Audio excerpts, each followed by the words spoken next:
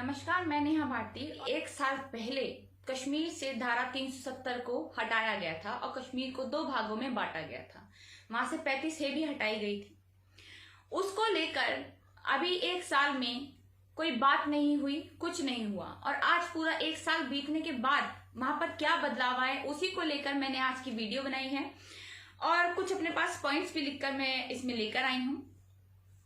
जब वहां से 370 धारा हटाई गई थी सही एक साल पहले, तभी मैंने एक अपनी वीडियो में ये बोला था कि शायद हो सकता है 370 वहां से हटाई गई है तो जिस तरह के वादे हुए थे उनमें से वादों में से कुछ वादे मैं आपको गिनवाना चाहूंगी कि जो वहां के उस टाइम गवर्नर थे, सत्यपाल मलिक उनका नाम था, वहां के हाल ही गवर्नर, उन्होंने ये कहा था कि हम 6 महीनों में जो वहां के युवा हैं उनको 50,000 नौकरियां देंगे। ये वादा किया गया था।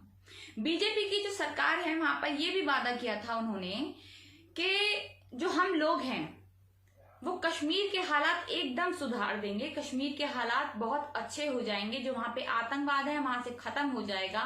वहां पर लोग जमीन नहीं खरीद पाते, जमीन खरीदने लगेंगे तो वहां पे फैक्ट्रियां बन पाएंगी, वहां पे इंडस्ट्रीज बन पाएंगी तो लोगों को रोजगार मिल पाएगा। जो वहां पे कश्मीरी जो हैं, जो बेरोजगार है, उनको बाहर जाकर रोजगार नहीं करना पड़ेगा, उनको खुद के कश्मीर में ही रोजगार मिलेगा। इस तरह के कुछ वहां पर वादे हुए थे। वहां से आतंकवाद खत्म करने की बात बहुत बड़ी और बहुत बड़े अक्षरों में ये कहा गया कि हाँ, हम आतंकवाद वहां से बिल्कुल खत्म कर देंगे, राज्य का विकास होगा। और खासकर जो वहां पर एकदम से गौर करने वाला मुद्दा ये था कि जो वहां से कश्मीरी पंडित जिनको निकाल दिया गया है, कश्मीरी पंडितों को वहां पर दोबारा से बसाया जाएगा। ये कुछ वादे वहां पर हुए थे। खैर, एक साल पूरा हो गया है 370 को हटाए हुए। आइए हम ये देखते हैं थोड़ा सा कि इस साल में क्या बदला, वहां पर नौकरियां कितनी दी गई, वहां के लोगों को इससे कितना लाभ हुआ, किस तरह से पूरा आतंकवाद वहां पर खत्म हो गया, पंडितों को कितना बसाया गया। तो इन्हीं के ऊपर जो मैंने वीडियो बनाई है। सत्यपाल मलिक ने जो ये बात कही थी कि हम 50,000 नौकरियां देंगे 6 महीने में।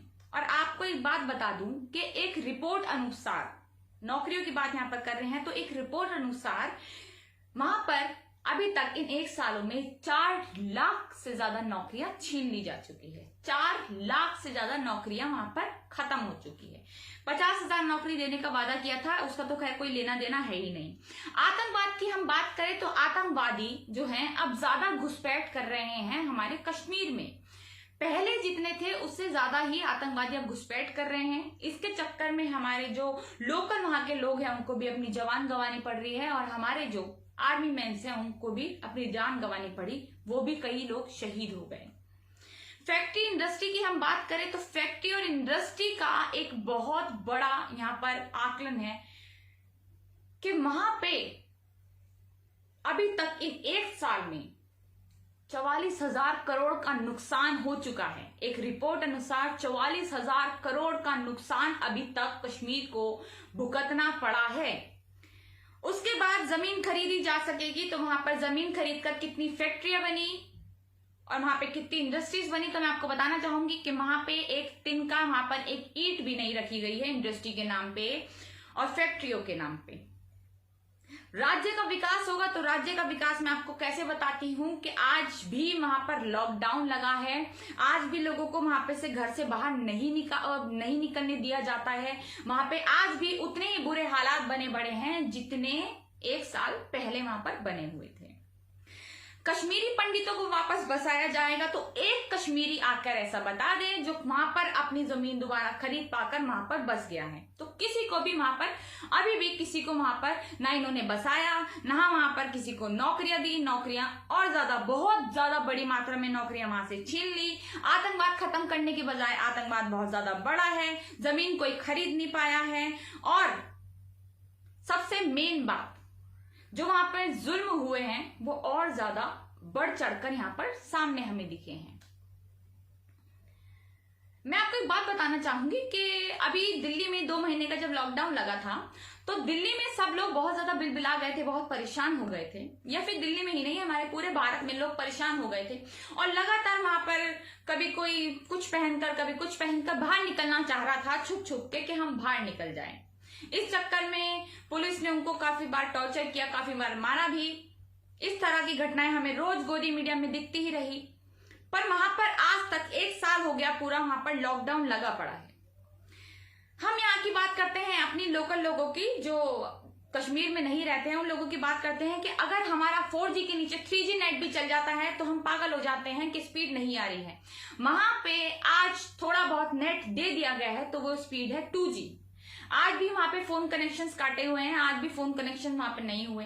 370 जब धारा लगी, वहां पे 370 धारा जब हटाई गई, तो मैं आपको एक बात बताना चाहूंगी कि वहां के लोगों को उसी दिन 1 साल पहले, आज से 1 साल पहले की बात कर रही हूँ, तो उसी थोड़े दिन पहले ही वहां पे जो टूरिस्ट थे, जो दूसरे शहरों से घूमने टूरिस्ट कश्मीर गए थे, उनको पहले ही बोल दिया गया अपने घर पहुंच जाइए, अपने घर चले जाइए। 370 वहां पे हम ऐसा कुछ करने वाले हैं, तो अपने घर पहुंच गए थे। पर किसी कश्मीरी को ये नहीं बताया गया कि आप अपने घर चले जाइए। उन हालातों में ये हमें सीन देखने पड़े, गोदी मीडिया के भी द्वारा हमने वहां पर देखा कि जो स्टूडेंट्स है वो यही रह गए, उनके माँ बाप से वो नहीं मिल पाए, कई कई महीने तक वो यहीं पड़े रहे, उनके पास खाने को नहीं था, उनके पास सही से सामान नहीं था, क्योंकि सारी जो व्यवस्था है कनेक्शन की वो काट दी गई थी। मतलब यहाँ के लोग कश्मीरियों से कनेक्ट रह ही नहीं सकते।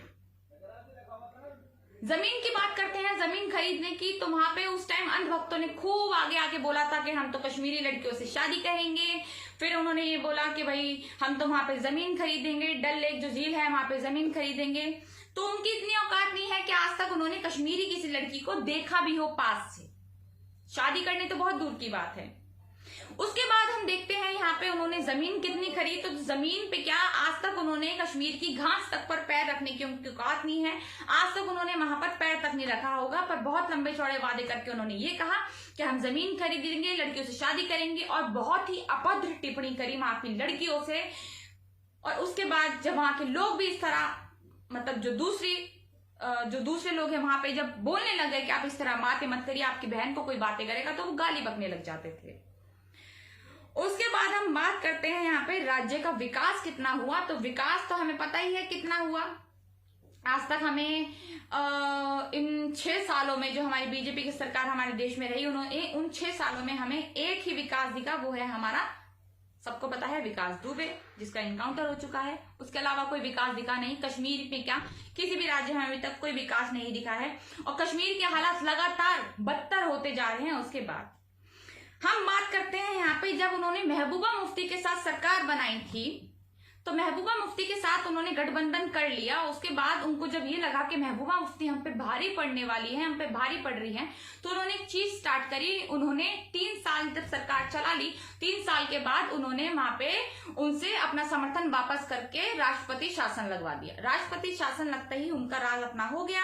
और उसके बाद उन्होंने वहां पे जितने भी बड़े बड़े नेता थे, फारूक अब्दुल्ला कह लें, उमर अब्दुल्ला कह लें, या फिर महबूबा मुफ्ती कह लें, ऐसे छोटी बड़ी पार्टियों के काफी सारे नेताओं को वहां पर एक तरीके से कैद कर दिया गया, जो आज भी कैद ही हैं। कुछों को छोड़ा गया है, काफी सारी उनके ऊपर पाबंदियां लगा के, पर अभी भी काफी सारे लोगों को वहां पर कैद कर दिया गया है, उनके घरों से उनको उठाकर लाकर कैद कर दिया गया है। कश्मीर के हालातों के बाद हमारी सरकार ने कश्मीर पे कितना ज्यादा काम किया, और उसके बारे में आज हमारे प्रधानमंत्री ने क्या बोला, उसके बारे में भी आपको मैं क्लियर करना चाहूंगी कि आज के दिन उन्होंने राम मंदिर बनाने का फैसला किया, जो कि एक सुप्रीम कोर्ट का फैसला था। सब लोग मेरी बात ही कान खोल के सुन ले कि जो फैसला था वो हमारे प्रधानमंत्री का नहीं था, हमारे मुख्यमंत्री का नहीं था, ये फैसला था सुप्रीम कोर्ट का कि वहां पर राम मंदिर बनाया जाएगा, वो पुरुषोत्तम राम जी की जगह है। मैं किसी की आस्था को हर्ट नहीं करना चाहती। अच्छी बात है कि आपकी आस्था है राम मंदिर से, आप पूजा करिए, वहां पर भूमि पूजन करिए, सब कुछ करिए। पहली बात, अगर भूमि पूजन होता है, ये साधुओं का काम होता है, ये हमारे प्रधानमंत्री या फिर हमारे योगी आदित्यनाथ मुख्यमंत्री जी का काम नहीं है, ये सब साधु संतों का काम होता है भूमि पूजन का, वो खुद ही कर लेते हैं। पर शायद राजनीति ज्यादा चमकानी है, और 6 सालों में आज तक यही होता आया है, तो बीजेपी ने इस बार भी यही कहा, और काफी सारे अलग अलग एक्शन करते हुए हमारे प्रधानमंत्री हमें राम मंदिर में अभी भूमि पूजन जहां पे हुआ है वहां पर दिखे। खासकर जो हमारे पूरे भारत का जो मुख्य इंसान होता है वो होता है राष्ट्रपति। हमारे राष्ट्रपति, क्योंकि ये लोग उनको अछूत मानते हैं, उनको इनवाइट तक नहीं किया गया। पहले उनकी बात अगर मैं आपको याद दिलाऊं कि वही इंसान है जिनको मंदिर में घुसने के बाद मंदिर को शुद्ध किया गया था, क्योंकि उनको ये नीच जात मानते हैं। तो हमारे राष्ट्रपति के साथ जब ये हो रहा है तो आम लोगों की आप सोच लिए कि क्या सिचुएशन होगी, क्या एक तरीके से आम लोगों को क्या क्या फील करना पड़ रहा होगा जो कास्ट, अदर कास्ट इन सब चीजों से आते हैं या फिर एक रिलीजन से आते हैं पर्टिकुलर, जिससे ये लोग नफरत करते हैं। आज सोशल मीडिया पे भला ही चल रहा हो कि हाँ ये है वो है राम मंदिर, पर मुझे लगता है कि ये हालात सबसे ज्यादा खराब हालात है हमारे भारत के लिए। क्यों है? क्योंकि हम इस टाइम कोविड-19 यानी कोरोना से गुजर रहे हैं। आज हमने रोज के केस आने, यहाँ वैसे तो हम अमेरिका से पीछे हैं कोरोना में, पर फिर भी जो रोज के केस आने में हमने अमेरिका को भी पछाड़ दिया है, यानी रोज के केस ज्यादा आ रहे हैं हमारे यहाँ अमेरिका से भी ज्यादा। और उसके बाद हमारा कोई कोविड-19 पेशेंट नहीं, लोग लगातार मर रहे हैं, लोग अपनी लगातार जान गंवा रहे हैं। भारत में कोई वैक्सीन बनाने की तैयारी नहीं है, और अगले दूसरे देश जो हैं वैक्सीन में बनाने में लगे पड़े हैं, लोग हॉस्पिटल्स बनाने में लगे हुए हैं, ऐसी चीजें बनाने में लगे हुए हैं जिससे कोविड-19 को खत्म कर दिया जाए। न्यूजीलैंड की प्राइम मिनिस्टर ने पूरा कोविड-19 को खत्म कर दिया, पर हमारे भारत के लिए एक मुद्दा बना हुआ है और वो मुद्दा है राम मंदिर। राम मंदिर से इनके जो बहुत सारे नेताओं के मैं आपको बयान बताना चाहूंगी कि उन्होंने बोला कि राम मंदिर आते ही कोरोना खत्म हो जाएगा। खैर आज भूमि पूजन हो गया है, तो कल से मैं ये देखना चाहती हूँ और मैं ये उस मंत्री को भी देखना चाहती हूँ बोलते हुए कि कोविड-19 अगर कल से खत्म नहीं हुआ तो आप देख लीजिए। फिर आपने बोला राम मंदिर आते ही कोविड-19 खत्म हो जाएगा, आज राम मंदिर आ गया, कल कोविड-19 खत्म होना चाहिए। एक ने कहा कि आप भाभी जी पापड़ खाइए कोरोना भगाइए, वो इस तरह की एड्स में दिखा, इस तरह के उन्होंने बोला कि आप पापड़ खाइए, मतलब पापड़ खाने से खत्म हो जाएगा। एक की अगर हम बात करें तो गोडसे प्रेमी, उनका नाम नहीं लेना चाहूंगी, उन्होंने ये बात कही कि आप हनुमान चालीसा का पाठ करिए और कोरोना भगाइए। तो मतलब इस तरह कोरोना भगाने के लिए हम इस तरह से काम करेंगे। काफी सारे लोगों ने ये कहा कि गौमूत्र पीजिए उससे कोरोना खत्म हो जाएगा, कोई दवाइयां मतलब ढोंगी दवाइयां बनने लगी। खैर उनसे कोरोना खत्म तो नहीं हुआ, लगातार बढ़ता जा रहा है, पर फिर भी हमारे लिए एक मुद्दा बना हुआ है जिससे आज सब लोग बहुत ज्यादा खुश हैं और वो मुद्दा है राम मंदिर।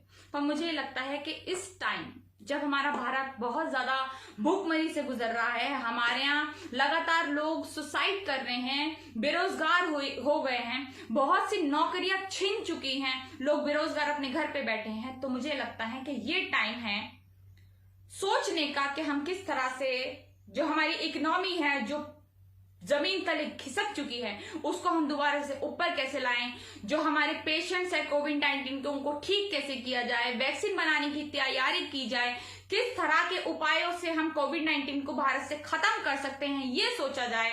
पर ये कोई नहीं सोच रहा है। एक ही मुद्दा बना हुआ है यहाँ पे, राम मंदिर।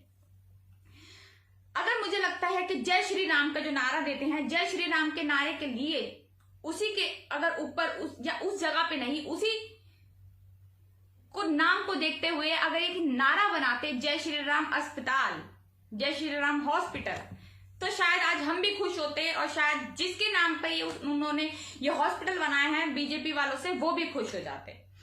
पर लगातार लोग मर रहे हैं। देखिए मुझे लगता है लोगों की जान जब तक नहीं होगी, जब तक उनकी आस्था नहीं होगी, जब तक उनका कोई पूजन नहीं होगा, तो जान सबसे ज्यादा जरूरी है मेरे ख्याल से। तो जान को ये बिल्कुल नहीं देखते हुए सिर्फ लोगों की आस्था में लगे हुए हैं, अपनी राजनीति चमकाने में लगे हुए हैं। तो मेरी ऊपर वाले से, ईश्वर से, अल्लाह से, राम से बस एक ही दरख्वास्त है कि कृपया करके हमारे इन लोगों को थोड़ी सद्बुद्धि दें भगवान, थोड़ा तो इनके अंदर दिमाग लिया है अल्लाह कि कुछ तो इनका ठीक हो पाए और हमारे जो हालात हैं, जिस हालातों से हम गुजर रहे हैं, उस हालात से हम बाहर आकर अपने भारत को एक अच्छा देश दोबारा बना सके। जो हमारी इकोनॉमी है, जो हमारी नौकरियां हैं जो जा चुकी है, उनको दोबारा से हम ला सके। तो मेरा इस वीडियो का बस एक ही एम था, एक ही मेरे को उम्मीद है आपसे कि आप इन चीजों को समझिए। और खास कर जाते जाते अपने दलित भाइयों से अपनी वीडियो खत्म करते हुए यही कहना चाहूंगी कि आज अगर आप राम मंदिर के नाम पे खुश हैं तो एक बार उस राम मंदिर में जाकर अगर आपको पैर रखने दिया जाए तो आप भी देख लीजिए, हम भी देख लेंगे, फिर आप खुश होएं। उसके बाद अगर आपको वहां पर पूजन करने के लिए बुलाया जाए या फिर किसी भी चीज के लिए बुलाया जाए तो बहुत अच्छी बात है, आप जाइए वहां पर पूजा करके आइए। पर मुझे लगता है कि शायद आपको नहीं जाने दिया जाएगा, तो एक बार अपने दिमाग से काम लीजिए। सब लोग सोचिए कि ये राजनीति चमकाने के लिए क्या कर रहे हैं। राम मंदिर बहुत पहले बन सकता था, अभी क्यों बना, काफी सारी चीजों को दबाने के लिए क्यों बना। तो कृपया करके मेरी इस वीडियो से कुछ सीखने की कोशिश कीजिए। अगली वीडियो में फिर मुलाकात होगी। धन्यवाद।